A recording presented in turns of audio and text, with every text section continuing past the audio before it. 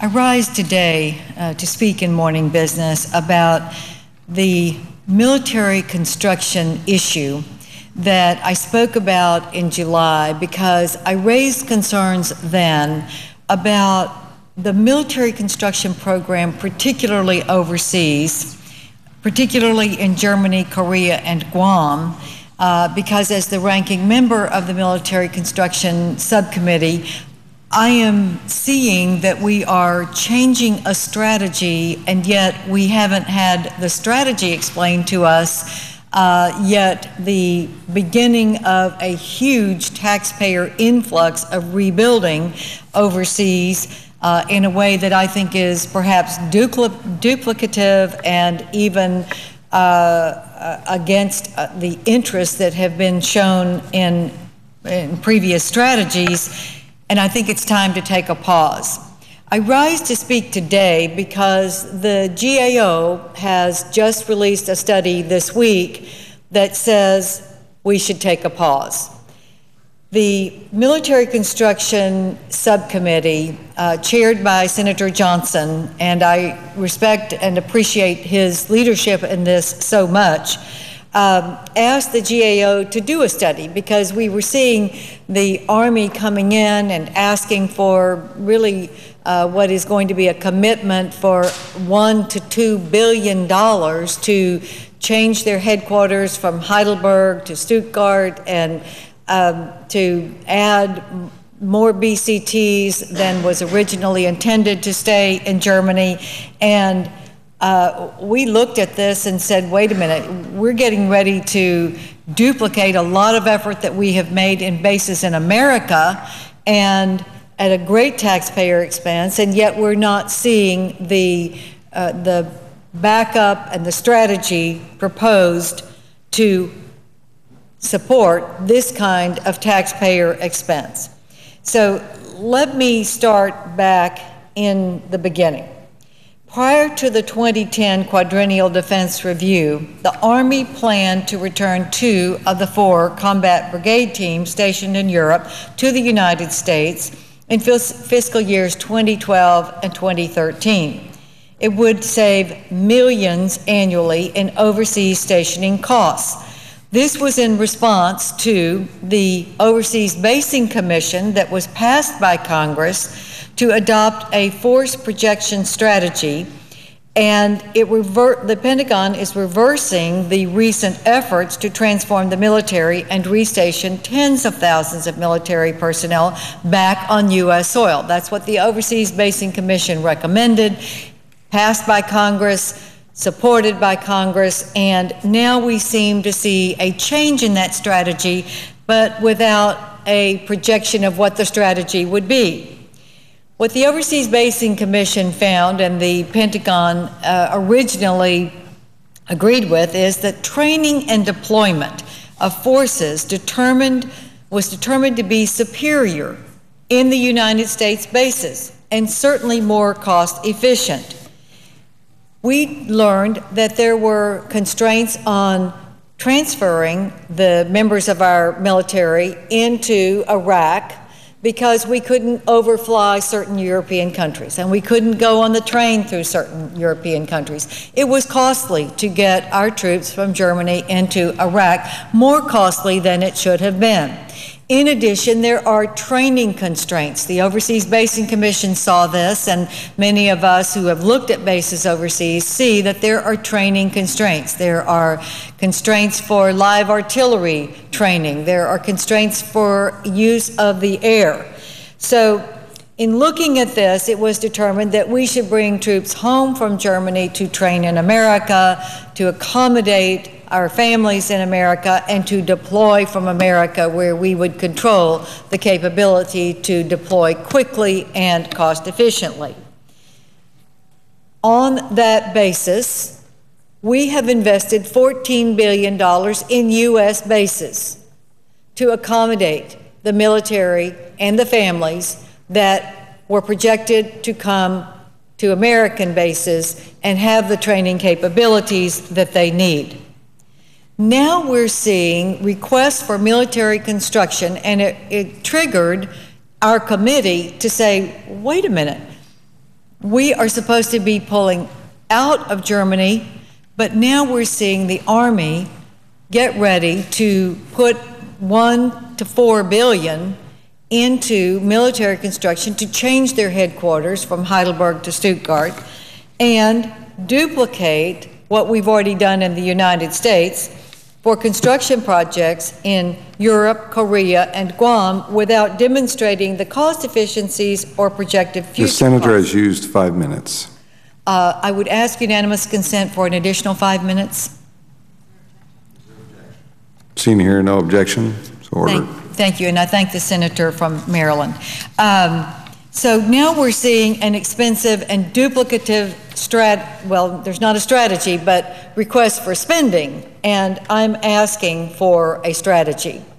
The Government Accountability Office did issue a report this week that says that the Army's justification for keeping the forces in Europe was based on a flawed analysis, and it would cost taxpayers up to $2 billion from 2012 to 2021 to pay for it. Let me quote a couple of things from the report. The GAO found the decision, this is not a quote, but this is a description. The GAO found the decision to retain brigades in Europe will require the Army to seek roughly $176 million annually to support the Bamberg and Schweinfurt communities beginning in fiscal year 2013. Those are the communities that would have had Army facilities. The Army now estimates that not returning 2 of the 4 BCTs, brigade combat units in Europe to the United States could potentially cost between $1 and $2 billion between fiscal years 2012 and 2021. It will cost an average of 360 million American dollars per year to retain those units in Europe that were scheduled to be moved to America. Closing the Heidelberg and moving the headquarters to Wiesbaden, the Army estimated that by moving from Heidelberg to Wiesbaden, it would save hundreds of millions of dollars beginning in 2013. But the GAO found that the Army now admits they will need $150 million annually to support the continuing operation in Heidelberg because of delays. The GAO goes on to say that the Army hasn't documented the savings nor why the move is necessary at that cost. The GAO concludes that with over $1.3 billion invested since 2004 and another $1.4 billion in infrastructure investments planned for the Wiesbaden consolidation and the recapitalization of medical facilities and the potential to increase costs, that it would cost up to $2 billion over the next 10 years if all 4 BCTs were kept in Europe, and the financial stakes are high. The GAO is recommending in its report that the Secretary of Defense take advantage of a pause before final decisions are made on the Army's European force structure, conduct a comprehensive analysis of alternatives, and have a process that is credible on determining what the costs are and whether those units should be kept in Europe or, as originally planned and as invested in our military bases in America, what it's going to cost.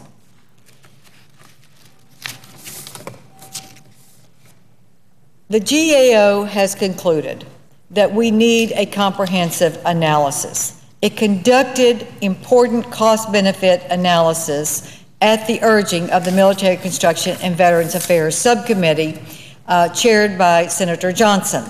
The GAO report's findings are instructive, and I hope the Pentagon will pause and take a fresh look at this military construction program to determine, does it really serve our nation not to move those troops back? We've prepared the bases for them. The families, the medical units are in the United States now. So please, I am asking the Pentagon to determine if it does serve our best military strategy and our taxpayers to keep those troops in Europe rather than moving them back. I want to thank Senator Johnson for including a provision in the military construction VA appropriations bill that would restrict the level of spending in overseas construction.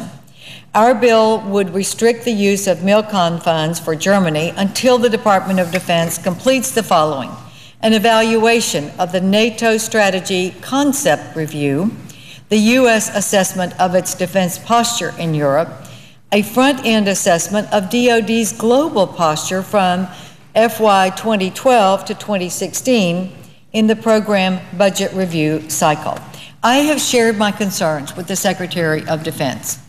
I have asked him, as our committee has asked him, to provide to the Congressional Defense Committees a comprehensive Army basing strategy for Europe based on these assessments and a projected timeline and a cost estimate of what this will be.